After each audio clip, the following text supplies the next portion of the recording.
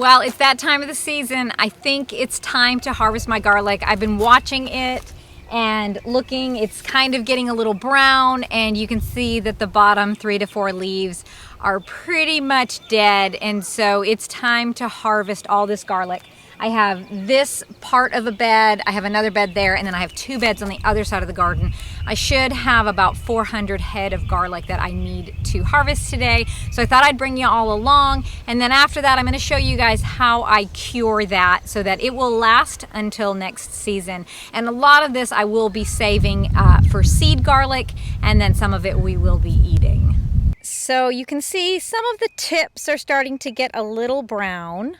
And then if you look down at the base, you will see that there's 1, 2, 3, and then my 4th one is starting to die off as well. So we're gonna go ahead and get these guys out of here today and get these curing, and then I'll have 4 beds that are available for me to plant in. So last year when we planted garlic for the first time, my mom was actually here, and she had brought down some hardneck garlic from Maine where they live and grow their food. And so we planted those in our garlic, and I harvested all of those last year, and I saved every single garlic bulb. I wasn't willing to give up any of those to our food this year because seed garlic is so expensive. So what I did is I planted everything from the garlic that we grew the first year, the big cloves, the little cloves, the almost non-existent cloves. Everything went into the ground. Now, when I planted them, I just amended each bed with 1 bag of mushroom compost and 1 bag of black cow manure, and that seemed to work really well. I planted these November 29th, and I harvested them around June 3rd.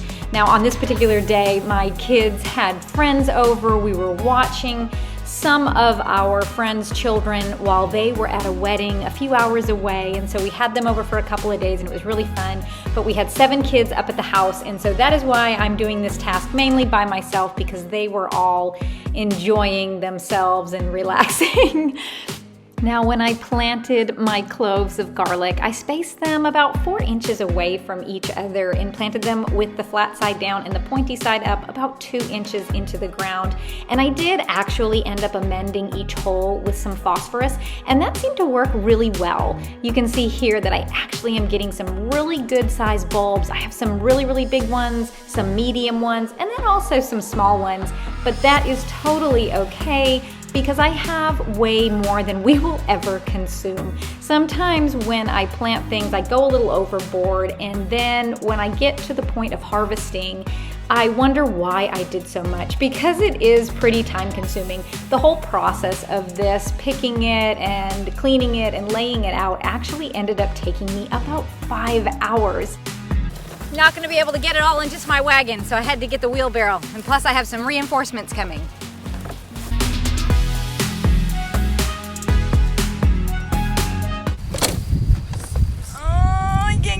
Okay, I got it. Oh, I thought you dropped them all. So, I just brought these up from the garden. I checked my journal last night. I keep a garden journal, and that's super helpful to know when you planted things, when you harvested them in the past, what things looked like, what you fertilized with, all that kind of stuff. It's really helpful, so I suggest doing that. But I believe that I started with 428 cloves of garlic, so I should have 428 heads. Now, I'll tell you, typically you just plant the large cloves, but I planted everything this year just to see what would happen. So my next step with this is I'm just going to take a cloth and I'm going to wipe off each head of garlic, get the remaining dirt off, and then I'm going to lay it on my patio just to dry out for a day or so. And man, it just stinks like garlic right now. Anybody who comes to my house may not come up on the front porch. Okay guys, so I sorted everything out by size. These guys are my jumbo. They're pretty big, about the size of my palm. I have some medium ones, which are kind of like the size that you'd get at the grocery store. I have some small ones behind me over here, and then these ones are just really itty bitty. So they'll go to the chickens. My jumbo ones, I'll end up saving most of these guys for seed for next year, and maybe even selling a few because I think I have more than what I'll need. The medium ones and the small ones are mainly what we're gonna be eating off of for the year, and that should be plenty for us. So I'll get you guys a final count, but right now what I'm gonna do is I'm gonna get these up on my front porch where it's covered.